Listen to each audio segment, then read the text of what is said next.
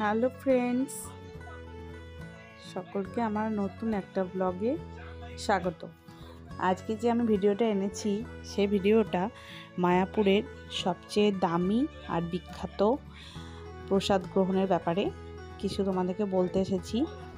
যারা এখনও অবধি মায়াপুর যাওনি বা গিয়েওছো অথচ এখানে ভোগ খাওয়া হয়নি, তারা এখানে খেতে পারো। এটা হচ্ছে গদা ভবন। আমরা গদা ভবনের মধ্যে দাঁড়িয়ে আছি। এখানেই এই স্পেশাল ভোগটা টিকিট পাওয়া যায়। এটা 150 টাকা করে নেয় পার পারসন। ফুল এসি রুম ভিতরটা, আর নিট অ্যান্ড ক্লিন, সুন্দর ব্যবস্থা এদের। আর সবাই এখানে ভিতরে একটা বড় বড় আয়না পেয়ে যাবে নিজে ফ্রেশ হওয়ার জন্য। আর বেসিন আছে, বেসিনের পাশে হ্যান্ড ওয়াশও দেওয়া আছে। এখানে হাত মুখ ধুয়ে এখানে প্রসাদ গ্রহণ করতে পারবে। আর এখানের খাবারের কোয়ালিটি এত ভালো, আমি খেয়ে দেখলাম, খুব ভালো লেগেছে। আর এখানকার খুব পরিষ্কার পরিচ্ছন্ন। আর এই এত যা গরম পড়েছে, তাতে যদি কেউ এখন যাও তাহলে এত সুন্দর একটা অ্যাম্বিয়েন্সে প্রসাদ গ্রহণ করা সত্যি খুব ভালো। দেখো, তোমরা ভিডিওতে দেখতে পাবে যে ভিতরটা কতটা সুন্দর। আর ওরা সবাই মাথায় যারা খাবার এখানে পরিবেশন করছে, একবারে গরম গরম খাবার। আর এইটার যে প্রসাদটা দিচ্ছে, সেই প্রসাদের টিকিটটা গদা ভবনে কাটতে হয়। গদা ভবনে গিয়ে কেটে তারপরে ওখানে দুপুর 1টা থেকে লাইন হয়, সেই লাইনে দাঁড়াতে হবে। কিছুক্ষণের মধ্যেই ভোগ দেয়। তা আমরাও দুপুর 1টার সময় পৌঁছে গেছিলাম এই ভোগটা গ্রহণ করব বলে। তা খুব ভালো অভিজ্ঞতা, খুব সুন্দরভাবে প্রসাদ গ্রহণ করতে পেরেছিলাম আর খুব ভালো লেগেছিল।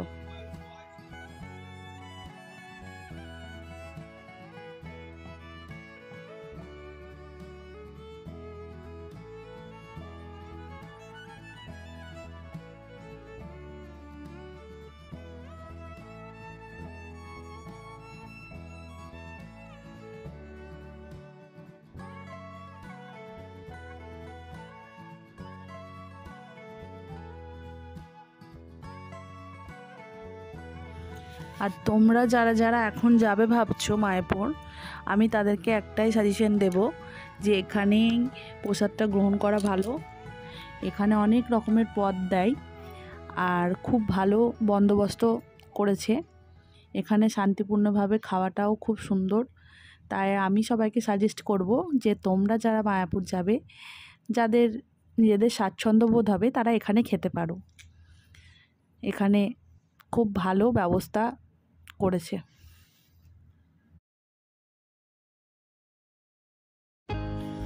আর এখানে যে খাবারগুলো দেবে, প্রত্যেকটি খাবারই আনলিমিটেড আছে। তাই যে যত পারবে ততটা খেতে পারো। আর এখানকার খাবারের কোয়ালিটি আমি খেয়ে যেটুকু বুঝেছি, একদম পারফেক্ট কোয়ালিটি। আর খেয়ে কোনো শরীর খারাপ করা বা কিছু কোনো চান্স নেই। একবারে ফ্রেশ খাবার।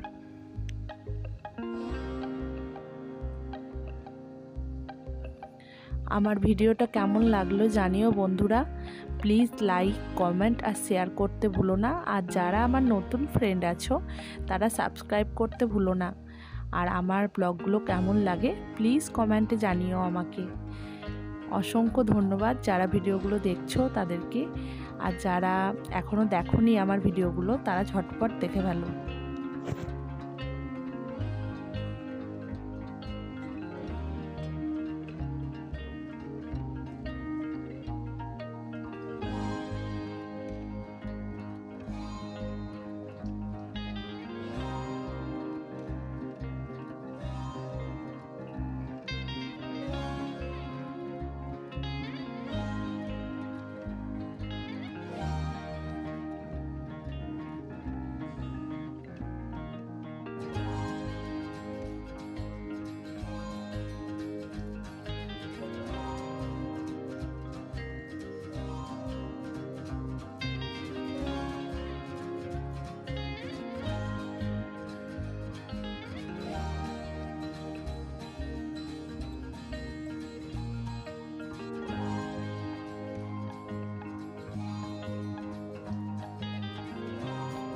আর এখানে জলের ব্যাপারটা আমার খুব ভালো লাগে, যে আমরা যে কোনো রঙের সাথে যদি জল মিশিয়ে দিই তাহলে জলটার তো রং সেই রঙের আকারে হয়ে যায়, কিন্তু এখানে এই জলঙ্গি নদীর রঙটা একটু কালো টাইপের, সবুজ টাইপের, আর গঙ্গার রঙটা সাদা রঙ।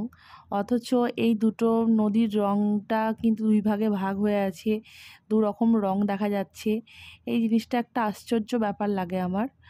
তা এই ব্যাপারটা দেখতে বেশ ভালোই লাগে। যতবারই যাই নবদ্বীপ বা মায়াপুর, এই ব্যাপারটা বেশ এনজয় করি। দু চোখ ভরে প্রকৃতির এই খেলা দেখি।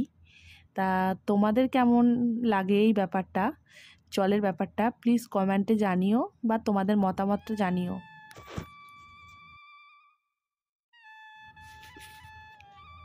আর যখন এই গঙ্গার মধ্যে আমরা যাচ্ছিলাম তখন এত সুন্দর শীতল বাতাস আসছিল, সত্যি খুব ভালো লাগছিল, খুব সুন্দর একটা পরিবেশ সৃষ্টি হয়েছিল। আমার খুব ভালো লেগেছে গঙ্গার মধ্যে এই বোটিং করাটা। তা তোমরা আমার মতন এই ঠান্ডা হাওয়া বা এই বোটিং করা কে কে ভালোবাসো তারা প্লিজ কমেন্টে জানিও।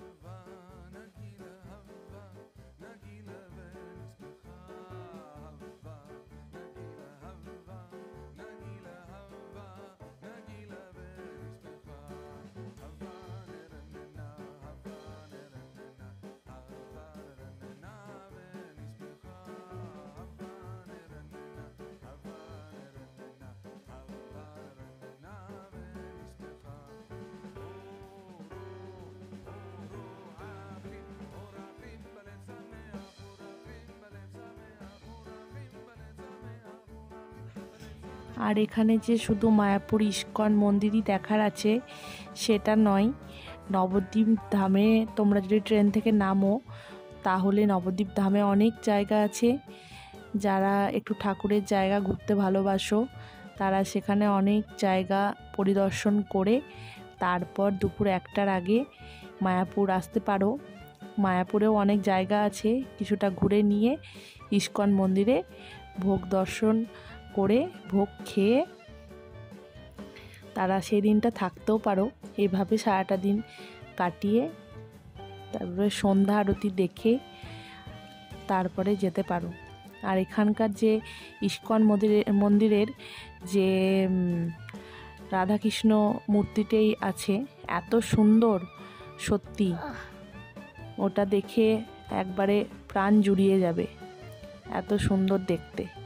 আমার তো খুব ভালো লেগেছিল। তোমরা যারা যারা আসবে আমাকে প্লিজ কমেন্টে জানাবে যে তোমাদের দেখে কেমন অনুভূতি হয়েছে।